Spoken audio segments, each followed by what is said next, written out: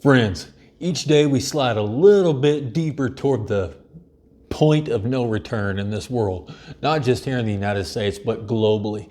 And in the times that are coming, there's no doubt we're going to have a way to do maintenance and repair to all the mechanical things in our lives.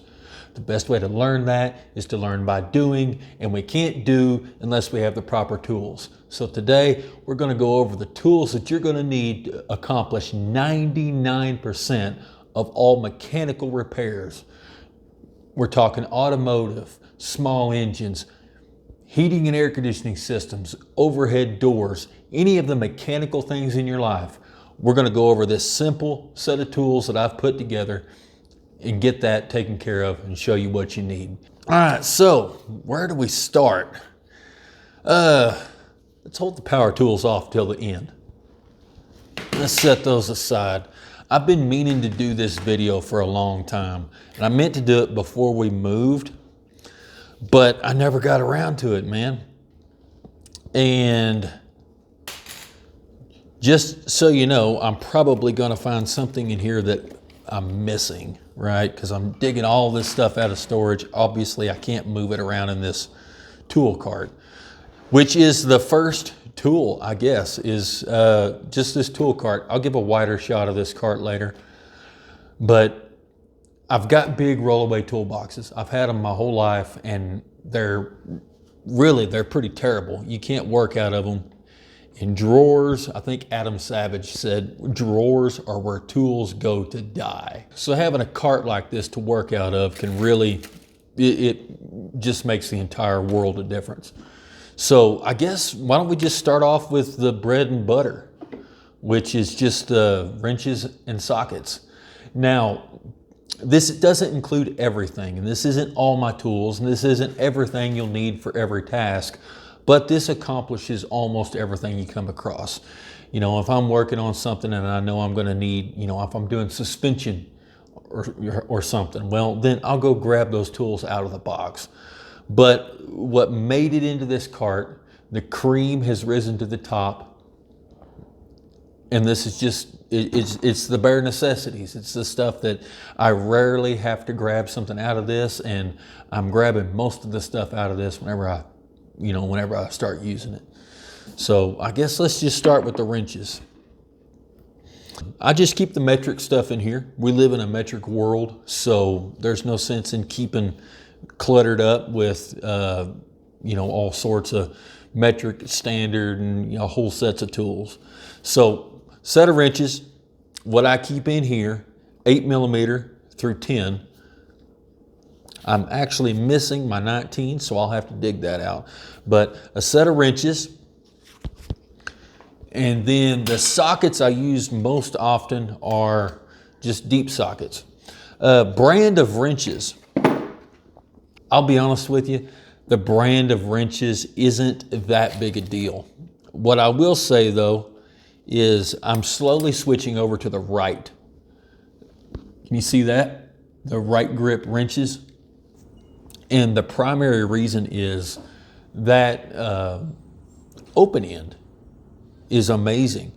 There's serrations in there, and I'll try to put in a better shot of this up close, but there's serrations in there. So if you don't have any choice and you have to get on something with that open end, I've actually broken fasteners with that open end on these right grip wrenches before I've rounded it off, which if you've used tools, you know that's unheard of. I don't care about the brand. Some of these are Stanley's. I've got, there's a Proto in there, a Crescent brand, of course, right grip. I don't care. As long as it's something that's a decently made wrench, they work just fine. Tools have just improved a lot more recently than what they used to be. Deep sockets, if I have an option, I'm probably going to use a deep socket. Once again, with the sockets, I go from 10mm to 19. Brand really doesn't matter too much to me. What I will say is, if you look down how they're broached, some of these are broached all the way down. But you get some brands like Gear Wrench, for example. Is this? But gear wrench or snap-on or something like that, the broaching only goes down, a certain distance. And what that is good for is, let me dig around here. But let's say you've got a nut that's way down there, way down there. And you're kind of relying on the socket to start the nut for you. Well, if the broaching only goes down a little bit past the depth of the nut, it holds it there. Whereas most cheaper sockets, the nut will fall all the way through, all the way to the bottom until it bumps up against the end of your, the drive end on your ratchet. So I do like to see that if I'm buying sockets, I do like to see that. I know gear wrench does, and I try to stick with the gear wrench for the most part. I like those. They seem to work pretty well as compared to the, budget versus, effectiveness. These socket rails, these are cheap ones from Harbor Freight. I hate them. They suck. They always fall off. But deep sockets, 3/8 drive. And then, of course, shallow, same thing. And let's see, 1/2-inch drive. I don't keep deep socket 1/2-inch drive. I just use the shallows. It's seldom that I need, full deep socket 1/2-inch drive sockets. So they're not here. This right here is kind of my 10mm stack. I just keep stuff on here that I don't want to lose. I want to be able to keep up with, but still keep it organized, I guess, for lack of a better term. One thing that is indispensable, universal joints. I don't even think I have one out here in the tool cart anymore. But you see those ones that have like the double square drive in them? These are the best ones I've found. And I'm all about buying budget, like Husky or, whatever brand they sell at the parts store tools. But these U-joints from Matco, gear wrench, Snap-on makes good ones. I have broken a bunch of these, and normally whenever these fail in an impact, they do so quickly and violently. So I do spend a good amount of money on these. Sometimes these can cost up around 50 bucks. I keep a 3/8 and a 1/4-inch drive wobble socket up here. And this little tray, little magnetic tray, is where I keep, some of the most common use stuff. And these are awesome, obviously, for, keeping, your nuts and bolts and stuff that you're working on. All right, what else? Pretty much, I've got a whole bunch of extensions in here. Different, 1/4-inch extensions, 3/8 extensions. I've got a bunch of them in here. I can get a couple feet. I'm not going to dig them all out at the moment, but I can get a couple of feet. I notice I am missing a few of them. I got to dig those out of the pile wherever they wound up at. I'll get them found eventually though. But a bunch of extensions, and these little hex to square drive adapters, both for 1/4-inch and 3/8 inch, so that you can use them in your impact guns and your like your screw guns and your drills as well. I do keep a little flip socket for removing wheels, although I don't use this much anymore because it's 1/2-inch. I've got my 3/8 impact that I'll show you here in just a few minutes that I use for that. This is, once again, I sound like I'm shilling for gear wrench, but they really make some good quality stuff that's not expensive. We've all been changing spark plugs, and you get the spark plug loose, or more often you tighten the spark plug down, and then they've got that little rubber boot in there.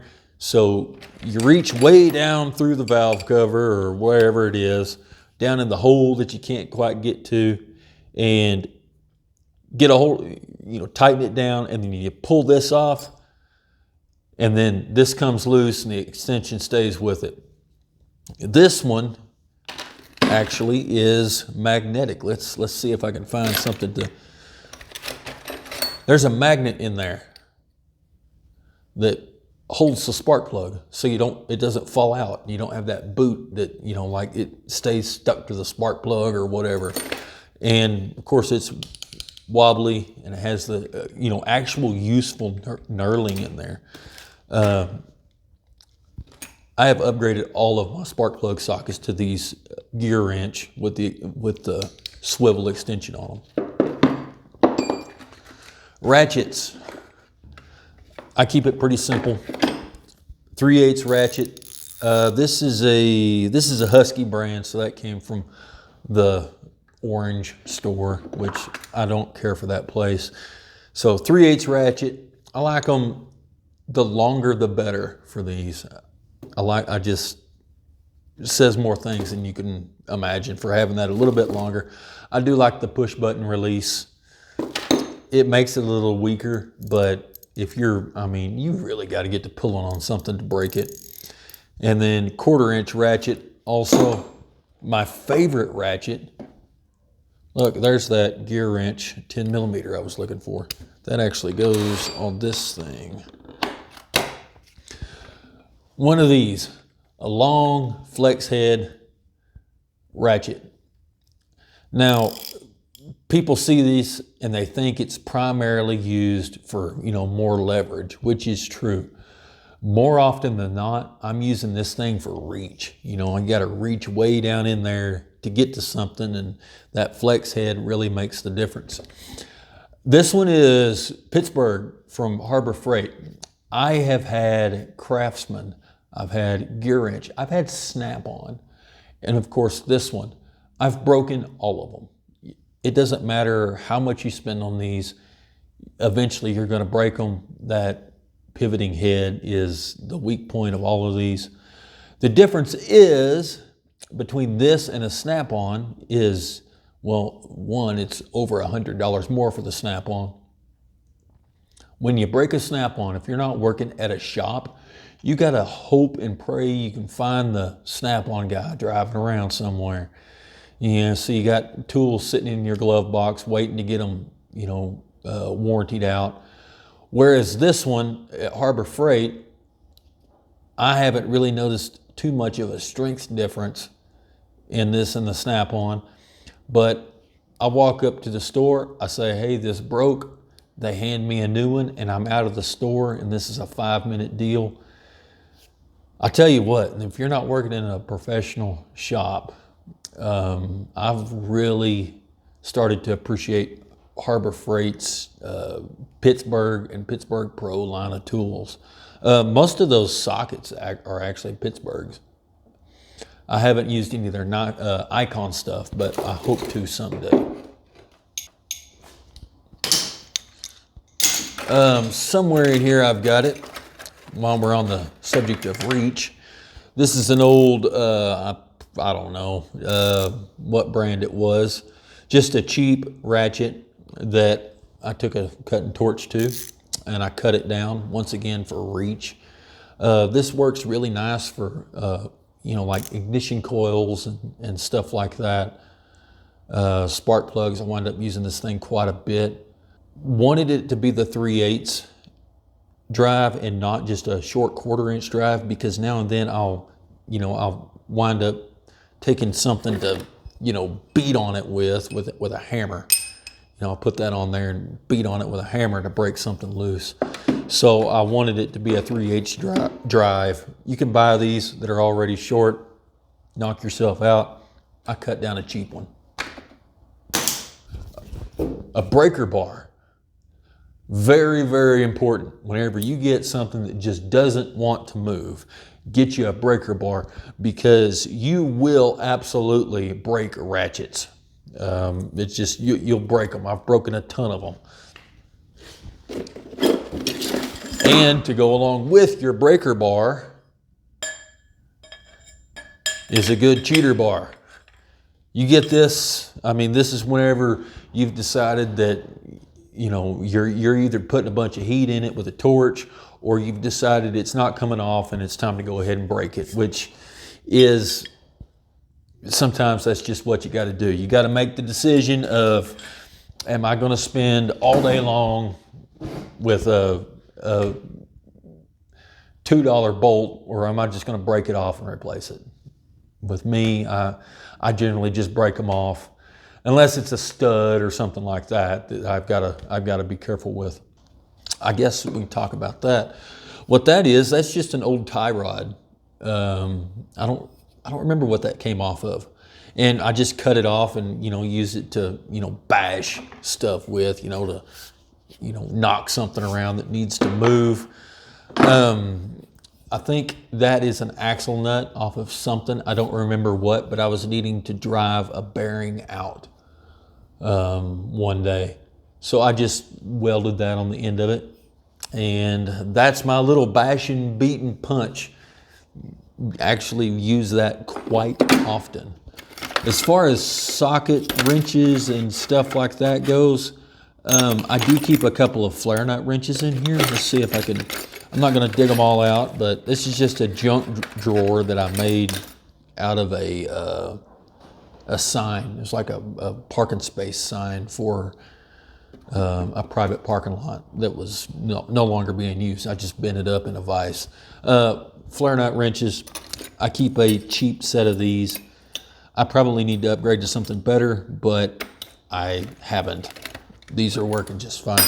This is that other style of universal joint that I was talking about. I hate these things. As a matter of fact, I'm getting it out of here because I don't use it. Okay, so I think that pretty much takes care of the wrenches. I guess these count as wrenches. Crescent wrenches. There will be people that tell you, oh, you should never use a crescent wrench on anything and use the right tool for the job. Those people don't know what they're talking about, and those people don't do stuff right. I keep an assortment of crescent wrenches in here. Small, medium, bigger, and bigger. I love this thing. I don't remember where I got this thing. I can't see the brand on it. I love this thing, man. I use this a lot. This just handy, crazy handy. Not only as a wrench, but, you know, obviously using it as a spud wrench to line up bolt holes and stuff. This thing gets used a surprising amount. I don't know how I ever got by without it. Get these back out of the way. So, how about vice grips? I've got a whole bunch of vice grips. You know what? Let's go through the pliers before we do that. Let's do the pliers. Now, pliers. I'm kind of particular about pliers. I think there are 2-3 brands of pliers that you ought to have. One is Knipex, Channel Lock, or Klein. I don't buy new pliers that aren't made by those brands. I'm missing a pair. My Channel Lock lineman pliers aren't in here. And my bigger pair of Knipex aren't in here either. Oh, anyway, we'll worry about that later. That's kind of what I'm doing, is seeing what all I'm missing here. Needle nose pliers. These are Channel Lock. I kind of like the Klein better. These particular ones do not have the cutters in them. I need to put my Kleins back in here. The cutters are absolutely necessary, but the Kleins are just a little bit beefier. You know, they're a little bit thicker in here than they taper off to a good point. Although these Channel Locks are good. There's nothing really wrong with these. It's just what I prefer. Good pair of side cutters. These zip ties, just normal cutting stuff. Absolute best tool in the world for changing drum brakes. You can grab a hold of those springs, you know, put the spring in there, and you could stretch those springs over, and those dikes kind of bite in there. Even the hold downs, the little button looking things, I don't remember what you call them, but for the hold down pins, those right there will grip that little disc and spring perfectly right there on the edge. You just grab them and put them on there and twist. They make special tools for that. I'll take my side dikes any day. Way, way faster for me to use these than to use all the special tools that they make for drum brakes. Knipex Cobra. Channel locks is what these are comparable to. However, these are in an entire different universe than channel locks. I don't know what it is, the way that these are designed. These are actually rebranded. These are made by Knipex, but they've been rebranded by Craftsman. These things hold like crazy. But once you get them set, you can literally, you apply your pressure here, you squeeze them to get them set, and then this bottom handle requires no pressure.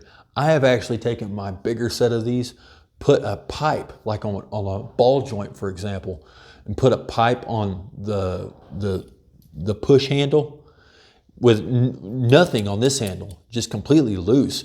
And I've taken a pipe and busted loose ball joints with my bigger set of these. Actually, I know where those are. They're in the pickup. I need to get those and bring them back. Vice grips. For holding, clamping off little small fuel lines. The needle nose ones are great for that. But you can take some little pieces of rubber hose and put them over the jaws as well. Clamping off fuel lines, grabbing and pulling something or holding on to it. I've got a bunch of these. I keep all kinds of them. I'm not digging them all out. But just know these things are indispensable. I actually passed an inspection, a vehicle inspection one time.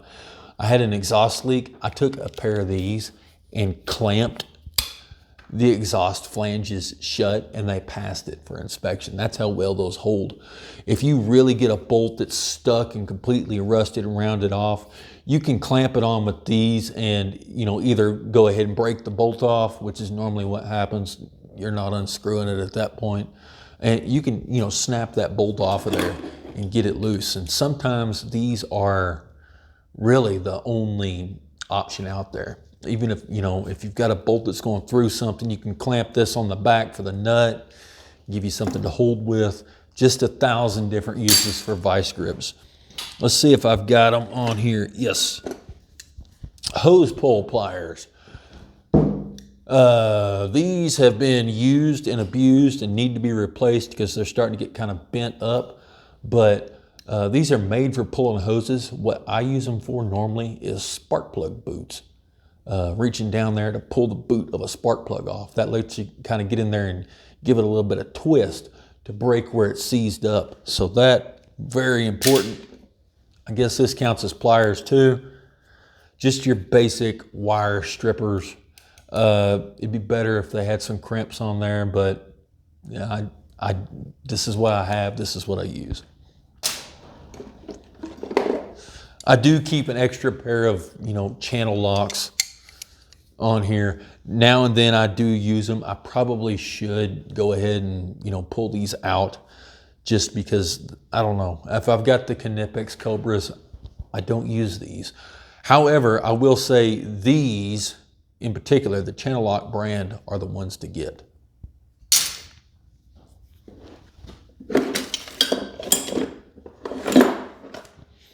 Oil filter pliers. The best thing to use is obviously one of those little socket things that is made to fit the particular oil filter, but I've got a bunch of stuff with a bunch of different filters, so these get used. This is just a cheap set. I didn't spend a whole lot of money on them. They work just fine. No complaints. Is that all of the pliers? I think it is. I think that's all of them. Loctite. You better have this. Absolutely better have the Loctite. Let's go next. Hammers. I don't go crazy about hammers. A big hammer.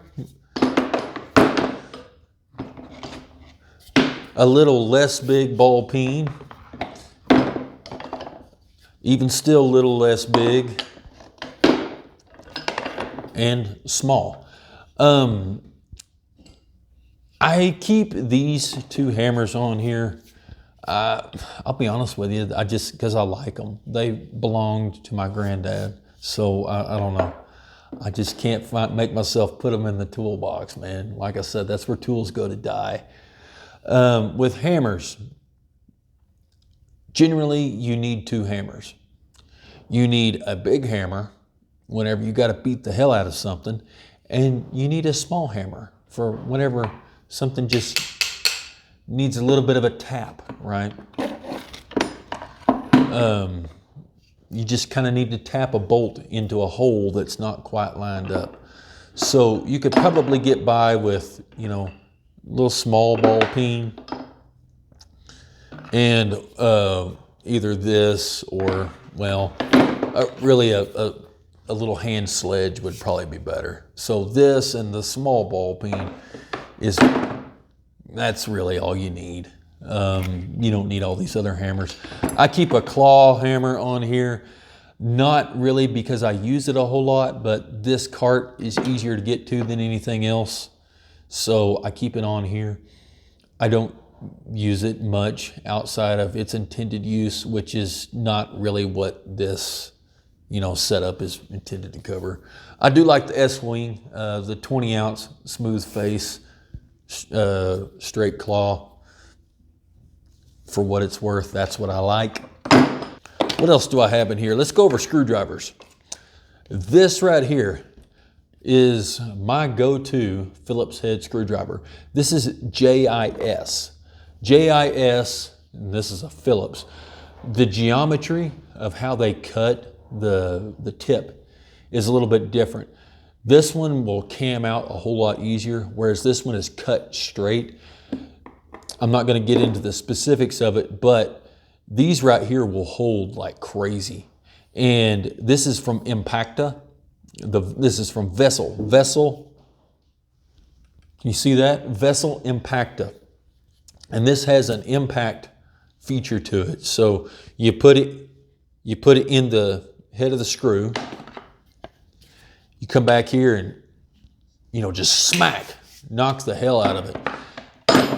And there's a spring cam in there. Whenever you hit it, it'll turn that screw, it'll loosen that screw just a fraction of a turn, and that'll break it loose for you. So yeah, the Vessel Impacta. I'm sure there's other people that make them. This is the only impacting regular screwdriver I've used, and I love it. I have no reason to change, and they're cheap. They're like under $20. I've never broken one either, and I have beat the hell out of them. Your basic flathead screwdriver. This is just a beater. I don't know that I ever turned screws with this thing, but I have sure chipped and pried and banged a lot of stuff with it. I get the kind with the head on them that you can hammer. The screwdriver I use most often is this one. It's one of the little 5-in-1. This one's from Klein. Everybody has one.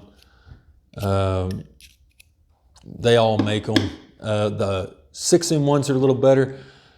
It'll have like a 5/16 for the drive end on one end, then a 1/4 inch on the other. I like that a little better. This one unfortunately does not have it. Large Phillips screwdriver. I don't use it a whole lot, but I do use it enough that it's in here. A lot of times the drain screw to drain the fuel bowl on small engines will have like a 10mm hex or that giant Phillips. Bit driver, keep that. I use it a lot. And oh, this right here, this is important. This is a cabinet flathead screwdriver. See that? Now I'm going to show you. The sides to this are completely parallel, whereas all the others, they flare out just a little bit. Can you see how it does that?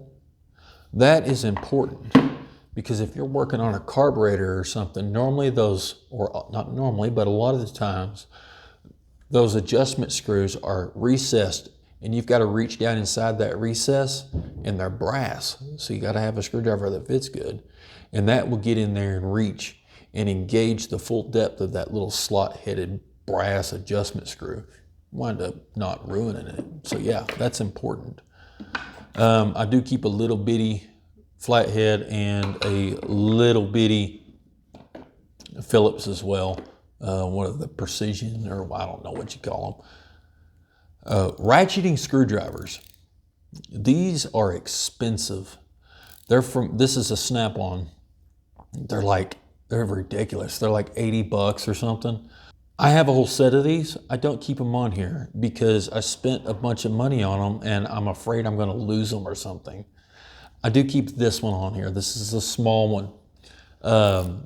And it's a ratcheting one. And for the, little tiny screwdrivers, ratcheting is, man, you're already in a bad spot if you got to use one of these. So having one that ratchets is good. The Snap-on is the only ratcheting screwdriver I've ever used that I actually didn't despise. I also have another one here. This is just a little tiny Klein. Look, that one actually has it. It's got the two different sizes for the driver end. And this thing, it gets used a fair amount. This one uses bits. This one's a little bit more comfortable in the hand, but this one uses bits. So I've got both of them on here. I'd be just fine with the Snap-on though. And this one actually does get taken inside a lot. Okay, this isn't a screwdriver, but this is one of the handiest tools that I own. This is a panel tool. I think they call them a panel tool. But those little pop rivets, not pop rivets, but those little plastic push fasteners, they're made for getting in there and popping those out of panels. But I use it for a lot, man. I use this thing for, if you've got a linkage that comes in, goes in a grommet, well, you can get in there and pop that out. Small fuel lines that are stuck, you can reach in there and kind of pry them off of wherever they are.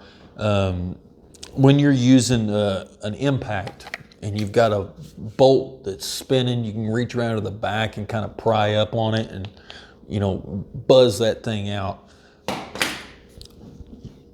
This is not a good one. This one is like performance tool or something. Buy a good one of these. Do yourself a favor, get you a good one of these. But this one, it hasn't broken yet. I can't bring myself to replacing something that's not broken. I was editing this and realized this video is going to be incredibly too long.